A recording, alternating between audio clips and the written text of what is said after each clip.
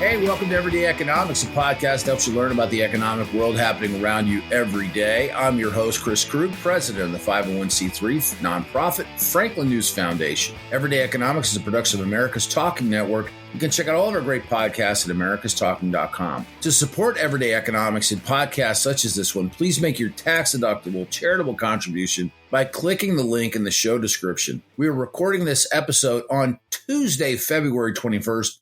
And joining me, as always, is my friend and colleague, Dr. Orphe Divounguy. He's a PhD economist. Dr. O, there are interesting things that come out of Europe.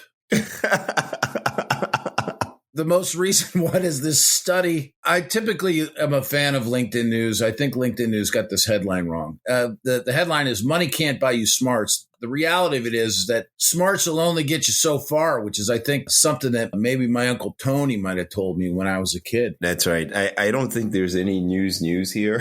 From the data, earners in the top percentile even scored lower on verbal, technical, spatial, and logic tests than those immediately below them. It's kind of an interesting fact. The study's author, and this was done by the European Sociological Review, the study's author see a warning sign for societies amid growing income inequality. Okay, we'll talk about that. And that non-cognitive abilities, including motivation and social skills, weren't accounted for in the study. So what do we take away from this very important European sociological review piece? Look, the first thing is that, you have to, before you talk about a study, I think you really have to understand how it was conducted, right? So they took 60,000 Swedish born men, very homogeneous, between the age of 18 and 19, and their earnings during an 11-year window between the ages of 35 and 45.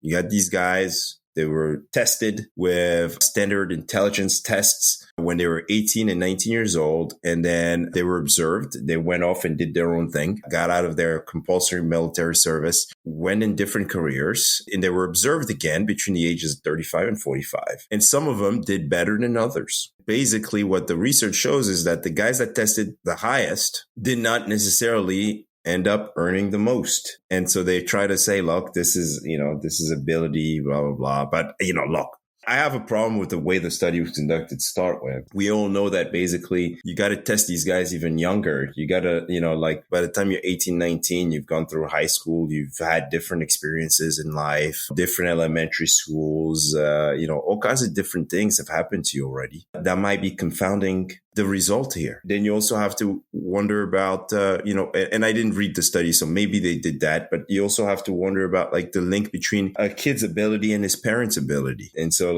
we see in economic research that, the two are very much linked, and that parents that tend to perform really well have kids that perform really well. And of course, it's also linked to earnings. So there's a ton of confounding factors that make it very difficult to link ability to earnings.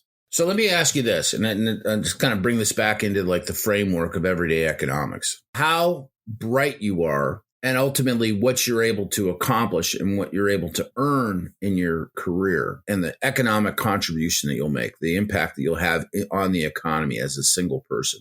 Not necessarily a straight line between smarts and success, not necessarily a straight line between talent and success. And how you measure talent and ability is very, very important. But then you also have occupational choice, right? So people decide to go and do different things, and if you go to academia and you create new technologies, or you do something really, really cool and you win a Nobel Prize, you may not be as rewarded as somebody who goes off in the tech sector and uses those technologies to make a lot of money. That's just the way it is, and I think a lot of people understand that. Then there's the ability to network, the ability to communicate. I think top communicators end up doing much better, going further. They become CEOs. Well, how about motivation, the willingness to do a little bit more, to invest in yourself? Isn't there an advantage in the market for people who actually hold themselves to that standard rather than show up at work and are able to hit a salary number that seems to be sort of, in this case, I don't know, was that an upper middle salary, I guess, today?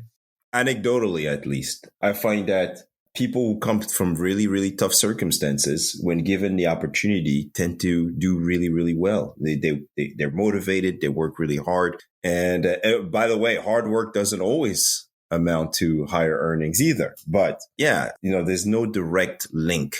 It's not how hard you work. It's not necessarily how smart you are. And I don't even think it's necessarily how connected you are, although I think connections seem to matter more for earnings than those previous two things I mentioned. I appreciate your thoughts. This is interesting, a little bit off topic for us, but an interesting side subject. For Orphe Divounguy, this has been Chris Krug. Subscribe to Everyday Economics and dozens of other quality podcasts at americastalking.com.